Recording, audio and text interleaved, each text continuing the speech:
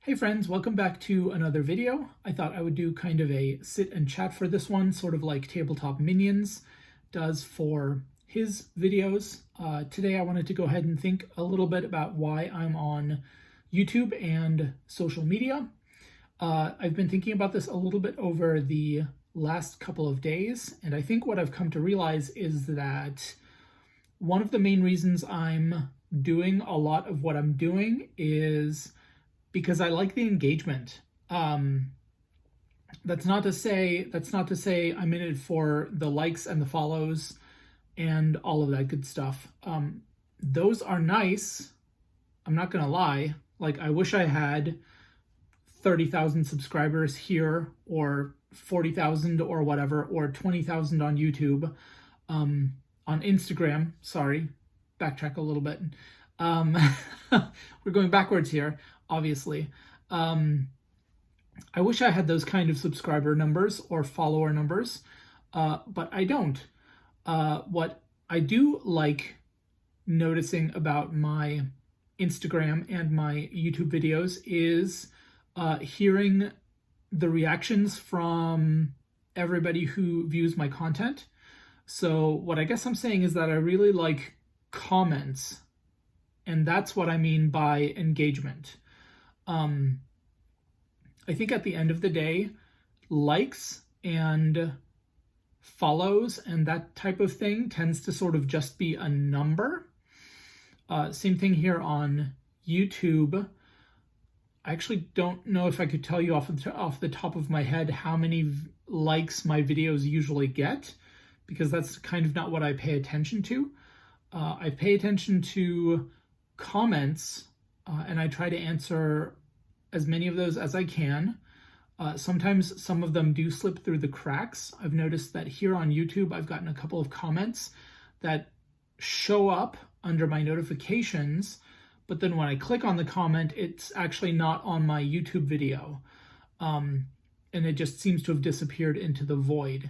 So if that's ever happened and I fail to reply to your comment, that's probably exactly what happened, and I apologize for that. Same thing over on Instagram. Since I've been doing my retro Warhammer Codexes from 2nd and 3rd edition, all of the old White Dwarfs and everything, it's been really cool to hear from a whole bunch of people about their experiences with Warhammer and when they started playing. And I've had requests for specific White Dwarf issues that I had to look through my collection to see if I had. I didn't, but it was cool to check just in case. And so I think what I'm getting at is that comments are awesome regardless of what social media you're on. I would much rather have a comment on one of my Instagram posts than a like, I think. Although likes are important too. Apparently, everybody knows about the algorithm and how important it is. The last I saw, shares and saves were most important on Instagram, with comments and likes being the two least important. But I think it's one of those things where engagement tends to drive your posts to wider audiences regardless. So I think the more a post gets seen and commented on, the more people are going to see it, and so on and so on and so forth. And you get the picture. I have no idea how the YouTube algorithm works. I don't know how many people out of my less than 100 subscribers typically see my videos. Posting on a regular schedule would probably help a little bit with that. And I know I'm really bad about that. I apologize. I should probably also stop apologizing now that I think about it, because I don't know if I'm ever going to be able to post on a regular schedule just because of the way my everything works. But it is what it is, which is why you're getting a sit and chat type of video tonight. And I'm going to segue here into very, very, very long time ago when I first started playing Warhammer 40k. which was back in 2nd edition. This was probably like 1996. I was, I think, a sophomore in high school. And that dates me a little bit. Oops.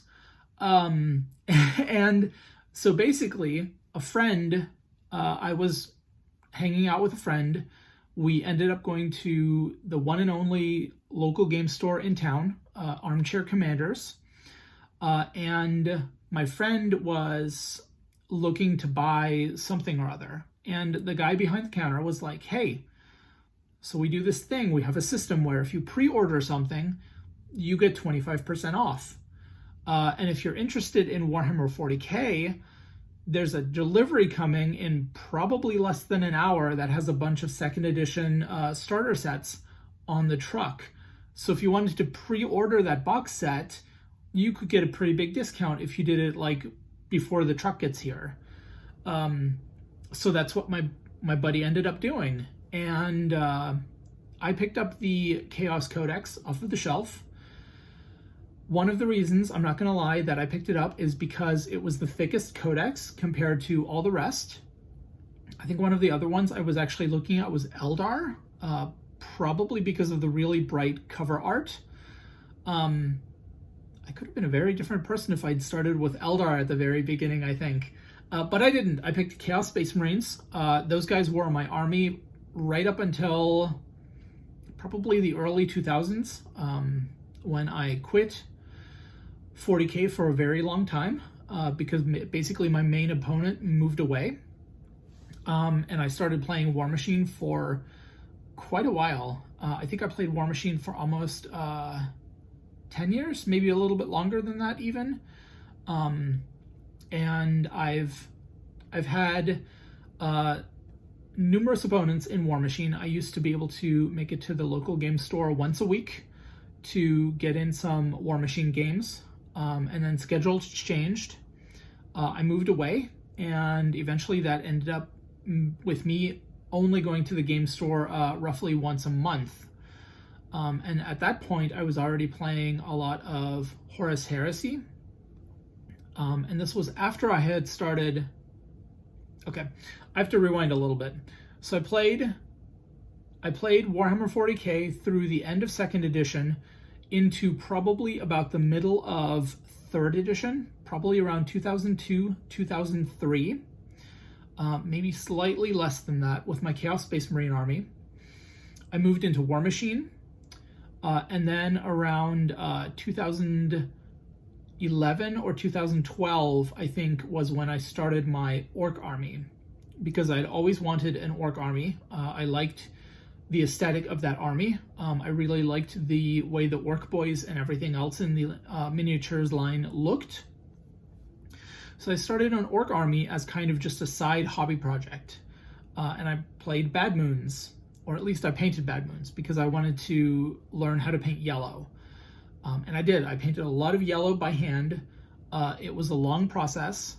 I'm really happy with the way all of my Bad Moons look. My Orc army has since expanded and basically exploded into many thousands more points. So I was playing War Machine on a regular basis. I was painting orcs on the side. And then Betrayal at Calth was released.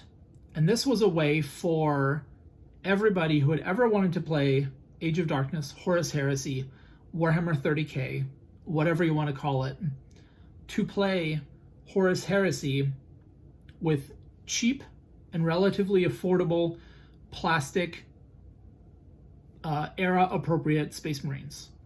So of course I bought a box immediately, and an airbrush, because I had seen the Alpha Legion Contemptor Dreadnought at some point on the Forge World website and fallen in love with that color scheme. And I'd always been an Alpha Legion player. That was my Legion way back when I still played Chaos Space Marines in 2nd and early 3rd edition. And so I knew I needed to get an airbrush in order to do the color scheme. I did. I figured it out. I now have untold thousands of points of Alpha Legion. And pre-pandemic, I was actually running a monthly Horus Heresy game day at my local game store. Once a month, basically come out, bring out your Heresy armies, get in games with other players who are playing Horus Heresy, because at that point in time, we'd already moved to an 8th edition rule set, I think. And so it was a really cool way to play the same game with similarly minded opponents, which was a lot of fun. And obviously the pandemic put a stop to that. I haven't had a game in 2 years come January, which is a little bit devastating and depressing. But at the same point in time, I think for the majority of my gaming career, quote unquote, I've only ever played against a very small handful of opponents. There's the Heresy group, obviously. My main 40k opponents back in 2nd and 3rd edition were... I cannot remember his name. I have honestly currently blanked on my friend's name. The guy who actually got me into 40k, which is a shame, but at the same point in time, there's also an issue there that I don't want to get into. That's a personal issue, and I ended up having to cut all ties with him for reasons too long for this video. But it was him and my friend Matt who were my main 40k opponents. I started playing War Machine with a small group of 3 or 4 friends, moved halfway across the country, found a bigger group of people to play War Machine against, and then that pool of opponents sort of narrowed down again once I started playing Horus Heresy, because our local Horus Heresy scene was only so big.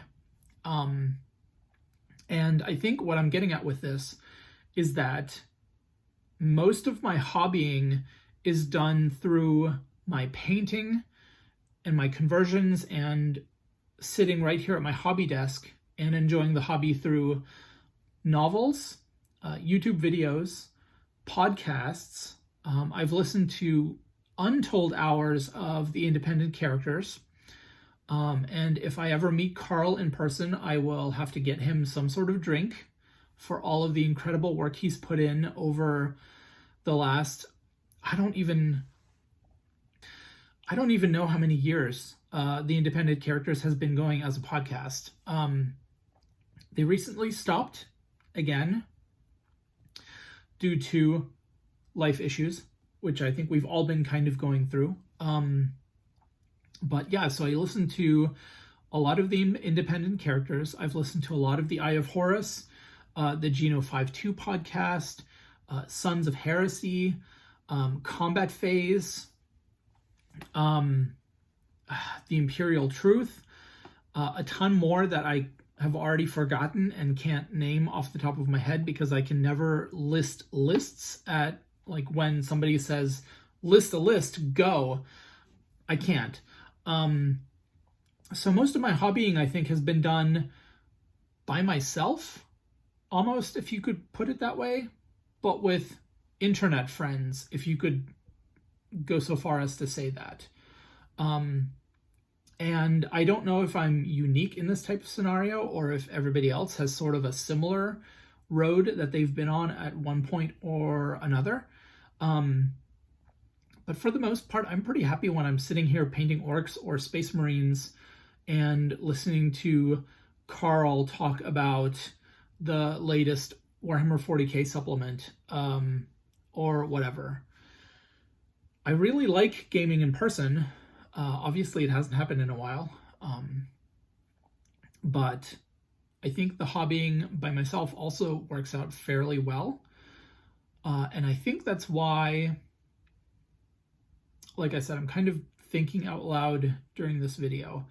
But I think that's why part of me is so looking forward to more engagement on my Instagram and here on my YouTube. because it means reaching out and connecting with other wargamers that may have had similar experiences, that may have had completely different experiences. But in the end, we're all playing in the same sort of sphere of wargaming, the hobby, quote unquote, as we like to call it. And so yeah, I think while we all have unique experiences, it's cool to hear everybody else's experiences at the same time, and sort of bond over, I mean, here we're literally bonding over tiny toy soldiers made out of resin and plastic. And that's pretty freaking cool. Like, Games Workshop has managed to create an IP and a universe and a setting that's lasted at this point for over 30 years. And it's still going, and it's still incredible. And there's still more to explore. There will always be more to explore. Even if there are things that Games Workshop doesn't want to touch on, we, the fans, have the power to create whatever tiny universes we want inside that bigger universe. And that's not even Games Workshop alone. That doesn't even begin to cover what Privateer Press has done with War Machine and Hordes and the Iron Kingdoms. What Warlord is doing with all of their historicals. If you wanted to refight a World War II battle between the Germans and the Russians in Stalingrad, you can play bolt action and you can do that. You can build up an urban rubble table and like refight all of those close city fights. And that's mind-blowing when you think about it. It just like, it's so cool how many possibilities there are out there. I am constantly amazed every single day at the creativity that I see across my feed in this hobby from thousands of gamers worldwide. I see their stories, I see their conversions, I see their paint schemes, I see their finished miniatures. One of the guys I'm following on Instagram has recently restarted his model train hobby. And how cool is that? I get to watch model trains trundle around in his hobby space. I think it's an attic space. But that's also super cool because there are people out there who really love model trains and are doing their best to recreate mini versions of actual historical railroads. I'm sitting here painting Alpha Legion and trying to create a Horus Heresy era appropriate force of Space Marines for a far future historical war game that doesn't exist, except that it totally does because I have books on my bookshelf that like tell me about the battles that my Alpha Legion was in. If I wanted to, I could make a wargaming table and recreate those battles, and that's just, it's awesome. It's really cool. And hopefully you can hear the joy in my voice and the amazement. And yeah, so that's kind of what I wanted to talk about in this video. It's a very long ramble. Hopefully you guys have made it all the way through it. If you felt like you got something out of it, leave me a comment. Like the video. Feel free to subscribe if that's your thing. I appreciate everybody who watches all of my videos and engages with my content, which again circles back to what I think is kind of the main point of the video in general, this whole sit and chat type thing. I really like talking to people about Warhammer and wargaming.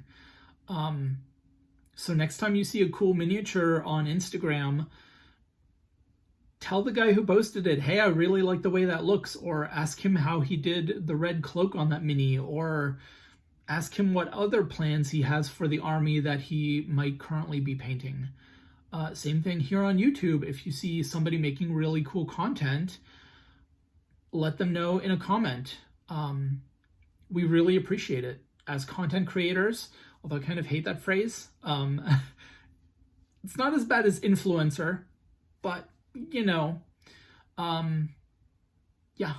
So I think that's basically what I'm getting at with this with this video. I know it's a long one. I appreciate it if you've sat through the